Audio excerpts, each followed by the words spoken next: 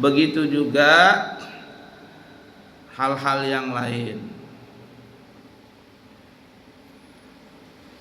Kita mau makan di warung, sudah jelas tuh non halal, tulisannya non halal. Lalu kita istihad, wah ini insya Allah nggak apa-apa ini. Kenapa? Itu yang jualnya pakai kopiah itu, Pak Haji. Tulisannya non halal sudah. Mau pakai istihad apa lagi di situ? Maka tidak ada istihad di situ. Faham tuh? Nah, lain kalau seandainya kita tidak ada mengetahui ini halal atau tidak. Nah, maka di situ kita gunakan istihad. Bagaimana contohnya Abuya contohkan, seperti Abuya ke Singapura. Mau makan di bandara, Abuya ini bingung. Ini di Singapura ini kan banyak orang non muslim, mata sipit tuh banyak. Nah itu macam-macam. Abuya ini kan nggak bisa bahasa Inggris. Bahasa Inggris babi itu apa? Pig, ada pork, macam-macam tuh bahasanya itu. Babi itu macam-macam. Ya pokoknya ya berkaitan dengan babi kan. Pork apalagi? Popok. Banyak itu bahasanya, banyak. Pokoknya yang berkaitan babi. Kan babi itu najis mughalladha dari ujung rambut sampai ujung kaki, dari ujung bulu sampai ke dalam tulang sumsumnya, darahnya, kencingnya, semuanya najis mughalladha, nggak bisa diapa-apain. Bingung Abuya, yang Abuya tahu cuman pok aja, pokah terusnya. Ini bahasanya bahasa Inggris kata Abuya. Sebagian bahasa Cina yang tulisan yang berlingkar-lingkar bergaris, apa kata Abuya? Bingung nih, tidak berani Abuya makan. Lalu apa yang Abuya datang sama polisinya. Ada apa Bapak? Kata polisinya, orang Singapura ini, perempuan. Maaf Ibu. Nah, nanti Abuya manggil salah Pak Makci, nanti marah dia, karena Makci itu nenek bahasa kitanya. Ya, nenek mama tua. Makanya salah. Abuya pernah salah manggil orang di Malaysia itu. Jual ini. Maci, kita mau makan, kami mau makan. Akhirnya Abuya dipanggil, Bapak, Pak, sini. Iya, ada apa Maci? Nanti kalau Bapak manggil orang di sini, lihat-lihat orang. Kalau dia masih muda-muda, jangan dipanggil Maci. Kenapa? Maci itu bahasa katanya perempuan tua, nenek-nenek lah, apa gitulah. Oh, kalau tua banget kan opa. Jadi terus apa panggilnya? Kakak. Terus kalau mau senangin hati orang, handsome. Oh iya sudah.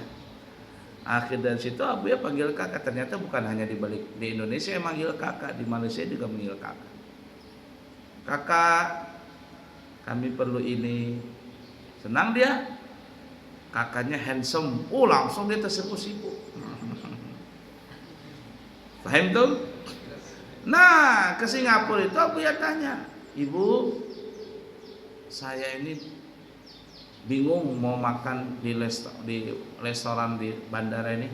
Hati-hati Bapak, di sini banyak yang. Nah, terus gimana caranya supaya kita tahu halal atau tidak? Nah, cari label halal katanya. Label halal? Ya, di Indonesia kan ada label halal. Iya, nah di Singapura juga ada. Bagaimana label halal? Abuya tanya di Google al YouTube. Label halal Singapura, keluar dia. Nah, Abuya tunjukkan, beginikah Ibu? Ya, begitu Pak. Cari itu. Halal sudah. Nah, itu yang beberapa kali Abuya ke Singapura. Ada yang pertama kali Abuya bingung. Nah, kalau yang pertama kali itu bingung Abuya, dibilangin sama orang, sama juga sama polisinya, kalau Bapak nggak ngerti, cari makanan India, halal sudah pasti katanya. Ya, biryani katanya, makanan biryani itu, nasi biryani sudah. Nah akhirnya Abuya masuk begitu, cari plok. Nah situ ada tulisannya label halal label halal Singapura, masuk Abuya. Padahal yang jual orang-orang Cina juga, tapi dia label halal. Halal Bapak Ibu, halal sini halal. Ayo masuk. Di sampingnya warungnya pok. Faham tuh? Nah, di situ kita gunakan ijtihad. Jangan asal masuk aja. Nah, begitu caranya. Nah, begitu juga kalau kita ke warung. Ya, warung di Indonesia kalau warung ini kan banyak tuh. Atau di hotel tuh. Abuya punya teman dulu waktu dia ke Bali. Apa dia bilang? Dia bilang, aduh saya jerak ke Bali itu. Kenapa kata Abuya? Ya di hotelnya tuh katanya, aduh di sini kambing guling, di sana babi guling. Nih ruangan besar di restorannya, di sini kambing guling, di sana babi guling. Memang dipisah. Tapi piringnya, sendoknya, pelayannya, kokinya enggak tahu sudah. Lalu apa yang dia pilih? Katanya daripada saya ragu-ragu, maka akhirnya saya makan di luar. Makan di luar pun juga enggak sembarangan saya. Kata Abuya, di mana makannya? Nasi Padang katanya. Nasi Padang. Kalau sudah nasi Padang aman berarti.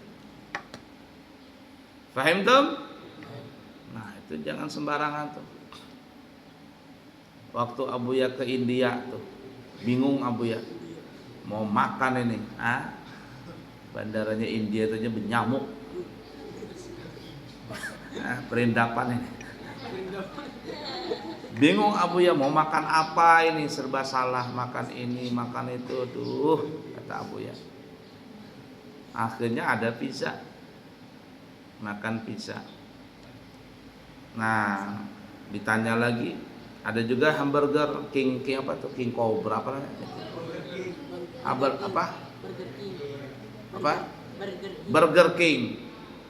Nah, ditanya lagi, Abuya nggak bisa bahasa Inggris lagi. Ayo bingung Abuya. Vegetarian katanya. Kalau vegetarian berarti itu apa? Orang Hindu kan nggak boleh makan daging sapi. Sapi itu Tuhannya. Orang ini tuh sapi itu dihormatin. Sapi, tikus, ular kobra itu dianggap Tuhan itu. Nah, katanya vegetarian, no kata Abuya. Apa itu? Akhirnya kalau bukan vegetarian dikasih daging, berarti daging sapi itu. Nah, kalau daging sapi berarti orang Islam yang makan. Makan itu hamburger sebelum naik pesawat. Sekalinya pedas sekali. Oh ya Allah pedasnya, kata Abuya. Hamburger apa? Ini hamburger pakai cabai rawit mungkin, pedas banget. Seumur umur Abuya makan hamburger belum pernah merasa pedas seperti itu. Gara-gara makan hamburger naik pesawat Air Asia, Air India yang bulan berapa jatuh itu, satu pesawat mati semuanya. Tapi waktu itu belum mati ya Bu ya, belum jatuh pesawatnya. Naik pesawat Air India, naik. Di pesawat sakit perut Abuya, ya Allah. Ini gara-gara makan hamburger tadi itu yang pedas tadi. Sakit perut, nggak bisa ditolak-tolak lagi. Seumur umur kata Abuya naik pesawat, Abuya nggak pernah buang hajat besar di pesawat. Gimana caranya? Akhirnya sudahlah masuk dalam pesawat. Untung dia cair, jakanya batangan emas yang keluar susah masuknya. Dia pesawat itu nggak ada airnya, ini toilet itu nggak ada air. Jadi kalau habis buang air kecil dipicik, jadi diisap pakai angin. Jadi buang hajat di situ, ya Allah kata Abuya. Seumur umur nih Abuya bolak-balik naik pesawat nggak tahu udah ratusan kali. Baru sekali ini sakit perut di pesawat. Buang hajat di situ. Habis buang hajat semprot, siram lagi, periksa, tidak ada sudah kotorannya. Alhamdulillah kata Abuya. Nah itu tuh. Jadi jangan asal-asalan makan. Periksa dulu ini halal atau tidaknya makanan tadi. Fahim tuh? Nah, begitu juga dicontohkan di sini apabila ada orang datang ke suatu kampung yang dikatakan di situ ada mahramnya. Ini dulu, kalau sekarang tidak ada sudah, ini zaman dulu. Umpama bapaknya orang ini, bapaknya si laki-laki ini dulu pernah menikah umpama di daerah mana, umpama daerah mana namanya ini, Amburawang umpama. Sedangkan si laki-laki ini orang Balikpapan. Katanya bapak dulu, kata mamanya, nak, kata mamanya nih, bapakmu dulu tuh punya istri di Amburawang darat situ. Tapi nggak bilang-bilang sama mama nikahnya. Bapakmu itu punya anak di sana perempuan, tapi nggak tahu yang mana anaknya. Anaknya itu lebih muda dari kamu. Kamu umpama umurmu 25, anak itu umurnya baru 20 sekarang. Nggak tahu yang mana anak itu. Nah, si laki-laki ini ternyata kepingin cari jodoh di Amburawang darat tadi itu. Yang mana perempuannya ini? Jangan-jangan tersalah nanti pas menikahi saudara sendiri. Maka caranya menggunakanlah istihad tadi.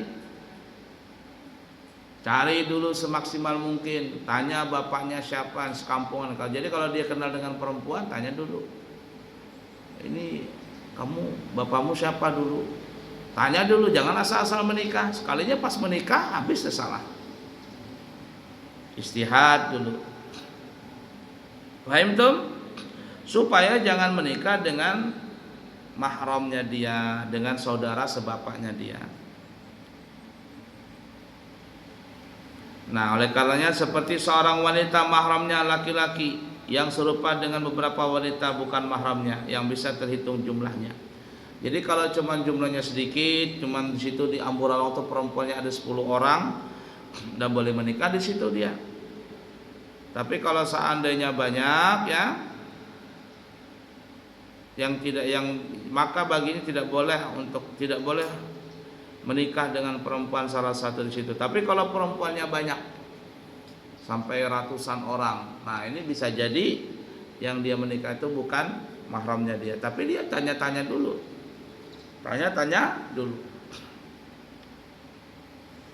Dulu yang pernah kejadian ya, yang di sinetron nih, mamanya si laki-laki ini dulu pernah menyusuin anak perempuan di kampung itu. Menyusui anak perempuan di kampung itu. Lemah.